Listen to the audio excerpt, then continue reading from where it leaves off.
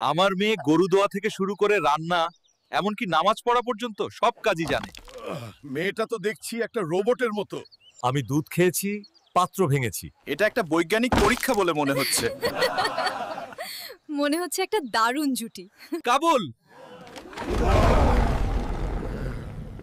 এটা কি ভূমিকম্প? না, এটা শুধু হালকের গলা। বিয়েতে আপনার সম্মতি আছে কি? আপনার হাতে মেহেন্দি দিতে তো একটা টাব লাগবে। আমি তো আমার হাত ছোট করতে পারি না। হাল্ক তো মাটি খুঁড়ে নাচছে। এটা খুব ছোট চামচ। সে একটা পুরো হাঁড়ি একবারে শেষ করতে পারে। আমার 10 লাখ টাকা দেনমোহর চাই। আমার কাছে কোনো টাকা নেই। 1 বিঘা জমি দিও। আমি বরং জমিটা গুড়িয়ে দেব। হুল্ক বুকে হাত রেখে হাসবেন, আর আপনি বউ একটু কাছে আসুন। এত বড় দাঁত, ভয়ঙ্কর। আপনি কি কেক কাটবেন? আমি কাটবো না, আমি ভেঙে ফেলবো। কেক ধরো। ভাত কম খাবে, জিমে যাবে, চা কম খাবে।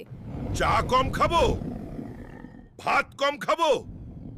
আমি আর এই বিয়ের ঝামেলা সহ্য করতে পারছি না। আরে বাবা, কি হলো? পালাও পালাও তালাক! পালাও পালাও।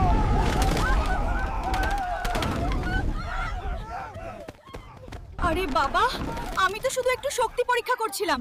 কেউ গুরুতর আহত হয়নি তো? এই লোকটা কি করেছে? আমাদের সব শেষ হয়ে গেল। ওহ, তিনি ভীতিকর কিন্তু মজার। শান্ত হও। বিয়ের সময় 3 মিনিটেরও কম সময় লাগে। আর না ঠিক হবে। পরের বার আমি আরো আলতো করে ভাঙবো। এত গোলমাল ভালো লাগে না। কি ভয়ঙ্কর, আবার কি মজার। এটা মনে হয় ইতিহাসের দ্রুততম বিয়ের অনুষ্ঠান ছিল। পরের বার আরো সাবধানে ভাঙবো। আহ, আপনি ভীতিকর কিন্তু মজার। আজ আর কিচ্ছু ভাঙবো না, কথা দিচ্ছি। বিয়ের অনুষ্ঠানটা খুব দ্রুত আর বিশৃঙ্খল ছিল।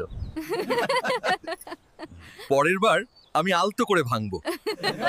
সবকিছু ভেঙে গেছে কিন্তু মজা হয়েছে। পরের বার সাবধানে ভাঙবো।